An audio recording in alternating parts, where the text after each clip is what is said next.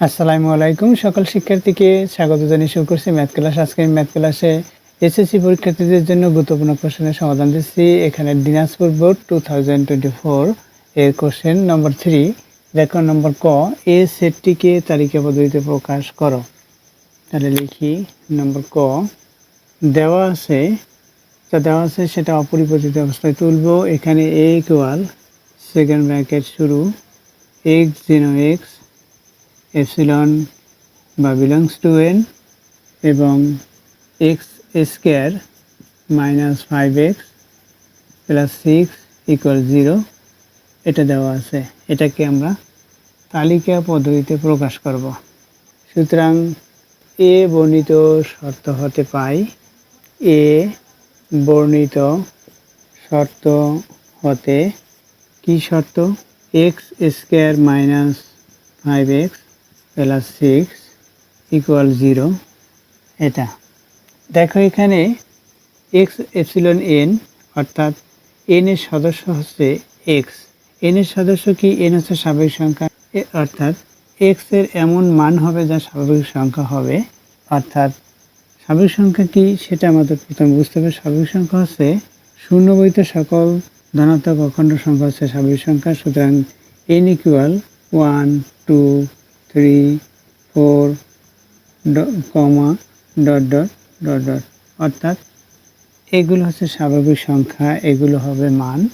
এখানে আমরা দেখব এই অংশটুকু লেফট সাইডটা উৎপাদকে বিশ্লেষণ করতে পারি কিনা, অর্থাৎ উৎপাদক অনুসারে করতে পারি কিনা, সেটা সূত্র অনুসারে হবে না মিডল টার্ম হবে সেটা দেখব।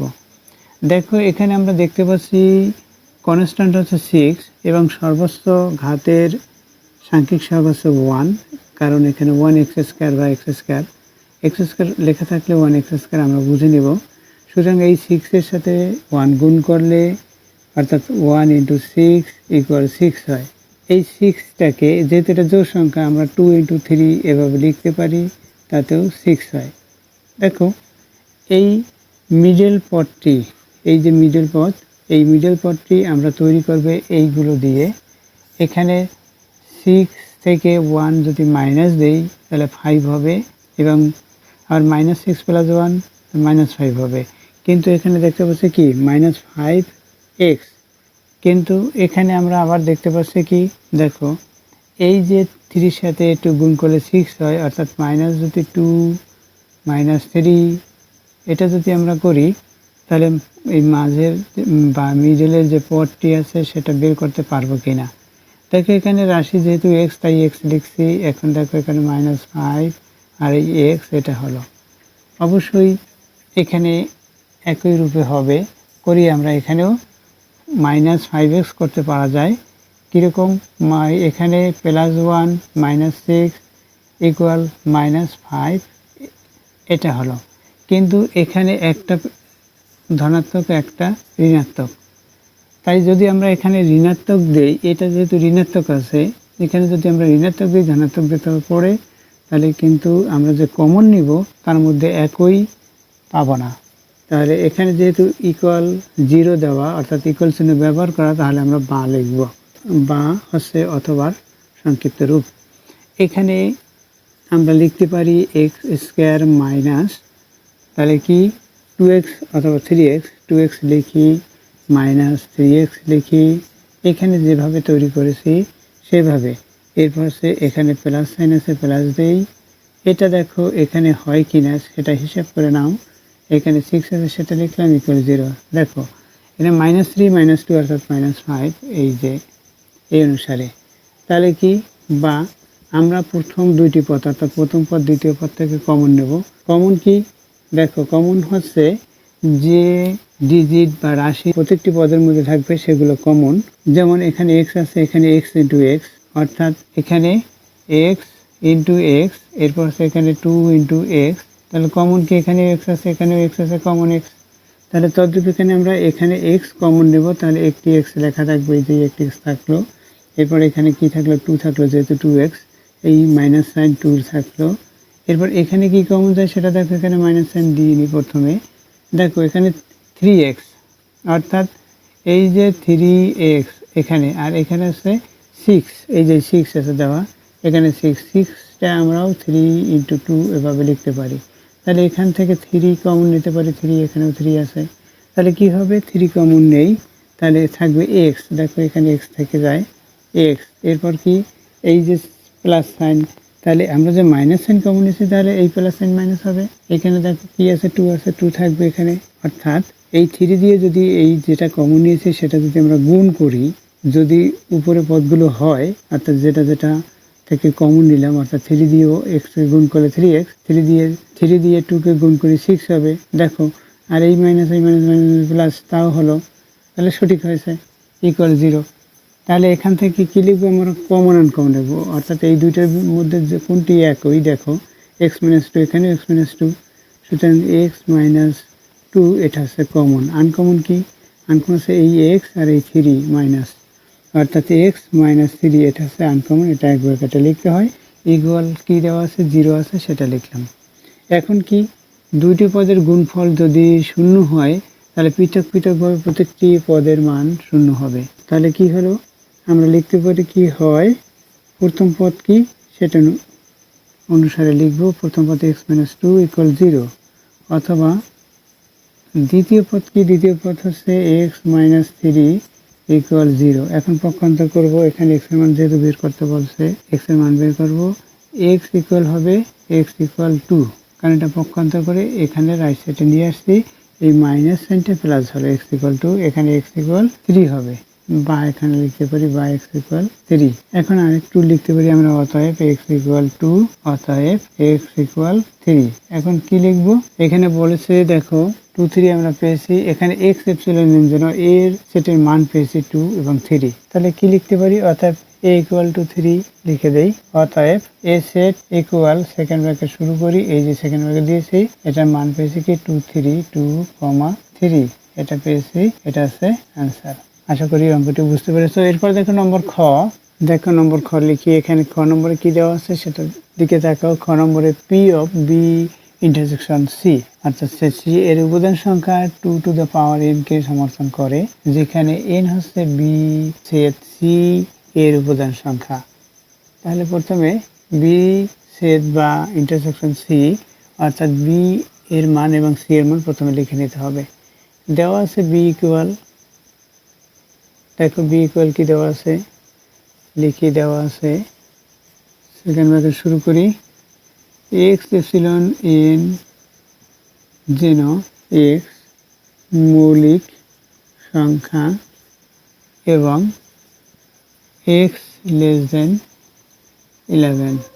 সেকেন্ড ব্র্যাকেট শেষ করি। অতএব b ইকুয়াল কি হবে, এ দেখো মৌলিক সংখ্যা। মৌলিক সংখ্যা কি, আমরা জানি যে সকল সংখ্যার উৎপাদক এক এবং ওই সংখ্যাটি ভিন্ন অন্য কোনো উৎপাদক নেই, যে সকল সংখ্যার এক এবং ওই সংখ্যাটি ভিন্ন অন্য কোনো উৎপাদক নেই তাকে মৌলিক সংখ্যা বলা হয়। এখানে দেখো শর্ত কি, শর্ত আছে 11 বড় তার চেয়ে ছোট হবে, সেটা অর্থাৎ 2 থেকে শুরু করে 2, 3, 5, 7, এরপর আছে 9 হবে না, 9, 3 × 3, 8 হবে না, এখানে তাহলে এই 7 পর্যন্তই হবে, অর্থাৎ এই 4টি।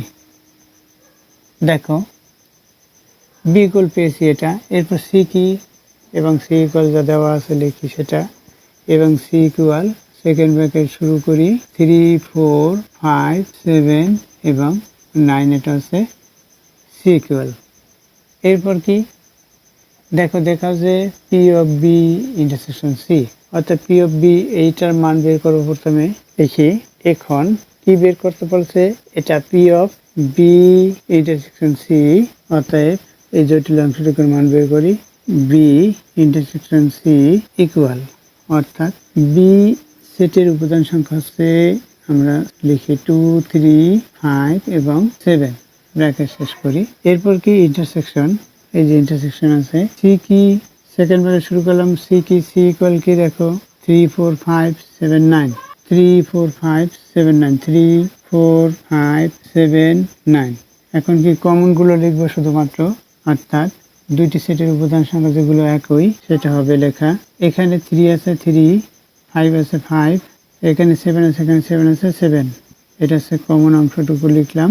অতএব P of B intersection C equal কি হবে এই তিনটি দিক কীভাবে করব? প্রথমে ফাঁকা সেট লিখতে হয়, সেকেন্ড ব্র্যাকেট শুরু করি, ফাঁকা সেট কমা, এরপর একটি করে, অর্থাৎ প্রথমে 3, তারপর হচ্ছে দেখো 3 লিখলাম, এরপর হচ্ছে 5 ব্র্যাকেট শেষ করি, এরপর 7 ব্র্যাকেট শেষ করি, এরপর 2টি করে আমরা বাম দিক থেকে ডান দিকে লিখব, 2টি করে কি হবে 3 5, তারপর 3 7 3,7 3 5 3 7 5 7 কমা 5 7 ব্র্যাকেট শেষ করি, এটা লিখেছি।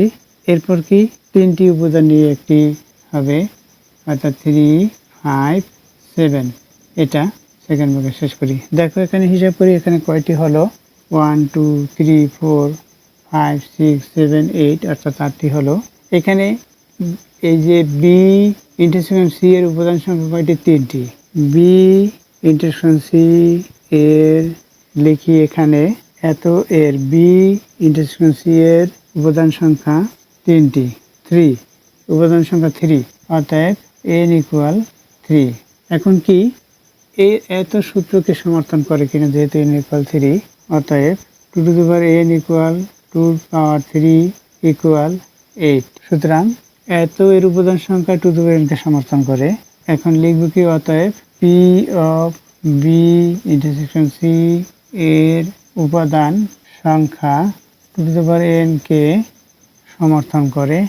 দেখো এখানে আমরা এটুকু লিখতে পারি, এখানে উপাদান সংখ্যা 8টি, তারপর এখানে লিখে দিয়েছি। দেখো আশা করি বুঝতে পেরেছো অঙ্কটির সমাধান কিভাবে করতে হয়। এতকে সমর্থন করে, এখানে বলছে কি দেখো দেখাও, যে দেখানো হলো লিখি, এখানে দেখানো হলো, শুট লিখে দিই, SHOWED শুট, দেখানো হলো।